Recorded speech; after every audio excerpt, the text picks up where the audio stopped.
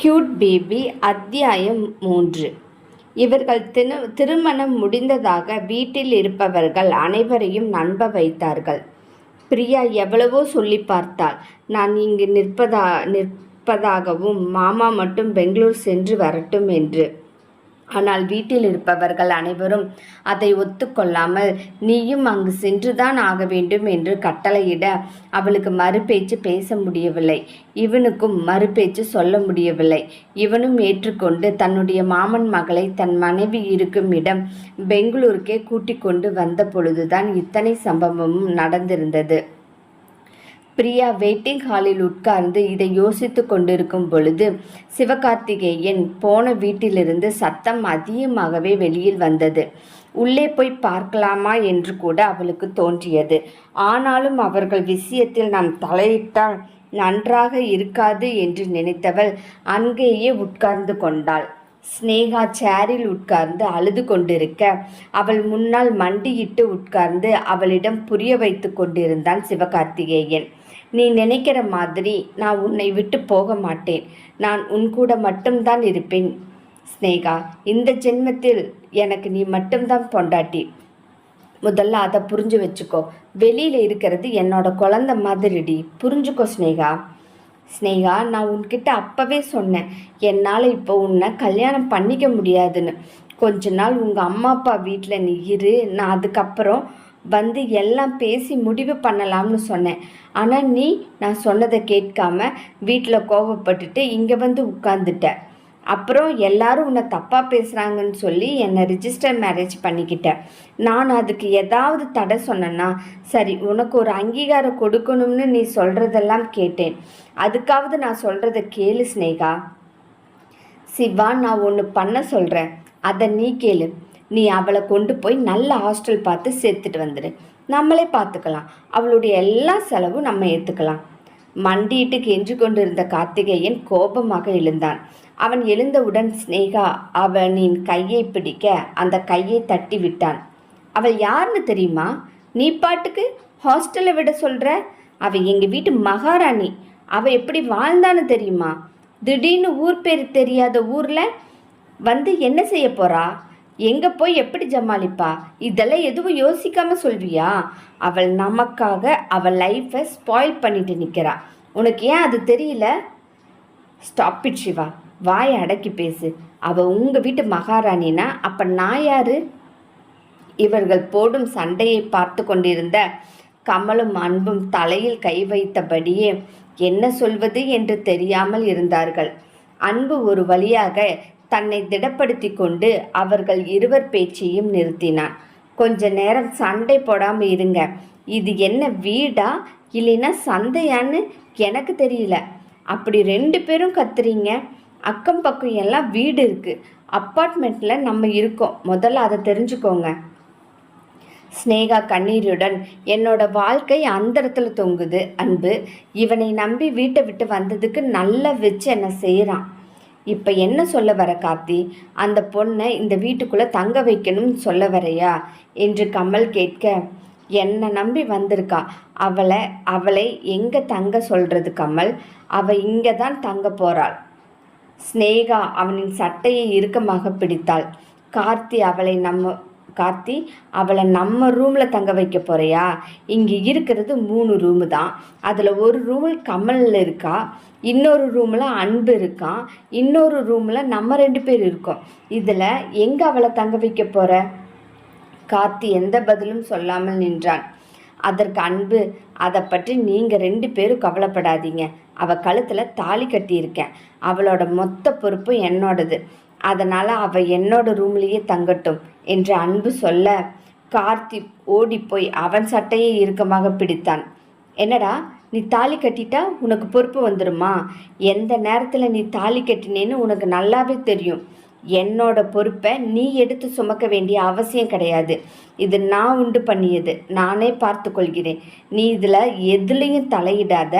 நான் உனக்கு வாக்கு கொடுத்த மாதிரி உன்னை தாலி மட்டும்தான் கட்ட வச்சிருக்கேன். அவ கூட சேர்ந்து வாழ்கிறதுக்கு எல்லாம் தேவையே கிடையாது. எனக்காக பிடிக்காத பொண்ணு கூட நீ வாழ்க்கை நடத்தணும்னு அவசியம் கிடையாது அன்பு. என்னடா, தாலி கட்டும்போது கெஞ்சி கெஞ்சி கேட்ட, இப்போ உங்கள் வீட்டு பொண்ணுன்னு சொன்னோன்னே உடனே இவனுக்கு போய் நம்ம கொடுக்கணுமான்னு யோசிக்கிறியா? சட்டையை இறுக்கமாக பிடித்தவன் அதை விட்டு அவனை அணைத்து பிடித்தான். என்னடா இப்படி பேசிட்ட? நான் உன்னை போய் அப்படி நினைப்பேனா? எனக்கு உன்னை பற்றி நல்லா தெரியும். இப்படிப்பட்ட பொண்ணு உனக்கு பிடிக்காதுன்னு. உனக்கு மாடலாக ஒரு பொண்ணு வேணும்னு கனவு கண்டிருக்கிற. நான் பார்த்துட்டு தாண்டா இருக்கேன். திடீர்னு ஒரு கிராமத்தில் இருக்கிற பொண்ணை உன்னை கல்யாணம் பண்ணி வச்சு வாழ்க்கை நடத்தணும்னு சொல்கிற அளவுக்கு நான் முட்டாள் கிடையாதுடா என்று அவன் சொல்ல, நானும் அவ கூட குடும்பம் நடத்த போகிறேன்னு சொல்லலை கார்த்தி. நான் தாலி கட்டியிருக்கேன். அவள் என்னோட பொறுப்பு. நீ அவளுக்குன்னு ஒரு வழி பண்ணுற வரைக்கும் அவள் என்னோட பொறுப்பாகவே இருந்துட்டு போகிறான். என்ன ஸ்னேகா சொல்கிற? அவள் என்னோட பொறுப்பு. என்னோட ரூமில் தாராளமாக தங்கலாம்ல அன்பு. அப்போ நீயும் அவங்க பக்கமா என்று அழுது கொண்டே ஸ்னேகா கேட்க, எப்போ பாரு அழுகிறத நிறுத்து. அந்த பொண்ணு இந்த வீட்டுக்குள்ளே வர்றதுனால உன் புருஷன் உன்னை விட்டு போயிடுவானா? நீ பயப்படுறது அது நடக்காது. அவள் என் பொண்டாட்டியாக தான் இந்த வீட்டுக்குள்ளே வர்றா. என் பொண்டாட்டி எப்படி பார்த்துக்கணும் எனக்கு தெரியும். நீ எந்த வருத்தமும் படாத, புரிஞ்சுதா? அவளை வேற ஒருத்தனுக்கு கல்யாணம் பண்ணி வைக்கிற வரைக்கும் அவள் என்னோட பொறுப்பு. நான் பார்த்துக்குவேன். உன் புருஷன்கிட்ட எதுக்காகவும் வந்து நிற்க மாட்டா அவள், போதுமா என்றான். அவள் சரி என்று தலையாட்டினாள். கமலி அவன் அருகே வந்து நின்று, டே அன்பு, அந்த பொண்ணு உன்னோட ரூமுக்கு வந்தானா நீ எங்கே படுப்ப? என்னோட ரூமுக்கா வருவ? டே மச்சான், எனக்கு உன்னோட ரூம் தேவையே இல்லைடா. எனக்கு இருக்கவே என்னோட ரூமில் சோபா, அதில் படுத்துக்குவேன். தயவு செஞ்சு நீயும் ஒரு பிரச்சனையை உண்டு பண்ணி வச்சிடாத. ஆளும் மண்டையும் பாரு, எங்களை மாதிரியே இருக்க. உன்னையெல்லாம் ஒரு பொண்ணுன்னு சொன்னால் யாருமே நம்ப மாட்டாங்கடா. போடா மச்சான், எனக்கு பொண்ணாக இருக்கிறதே பிடிக்கல. இங்கே பாரு, நான் அழுதுட்டு இருக்க பிடிக்கல. மாடல் மங்கை ஸ்னேகா ஆனாலும் அழுதுட்டு வெளியே உட்காந்துட்டு இருக்கா. பேசாமல் பசங்களாகவே இருந்துட்டு போயிடலாம் பாரு. இப்போ எனக்கு எந்த பிரச்சனையும் இல்லை. அப்படியே ஆம்பளை மாதிரி கெத்தாக நடந்து போயிட்டு இருக்கேன். டே அன்பு, ஒரு சின்ன சந்தேகம். அந்த பொண்ணை பொறுத்தளவு கார்த்திக் தான் தன்னோட புருஷன் நினச்சிட்டு இருக்குது. அப்படி இருக்கும்போது எப்படி அவள் உன்னோட ரூமுக்கு தங்குவா? அவளுக்கு வேற வழி இல்லை.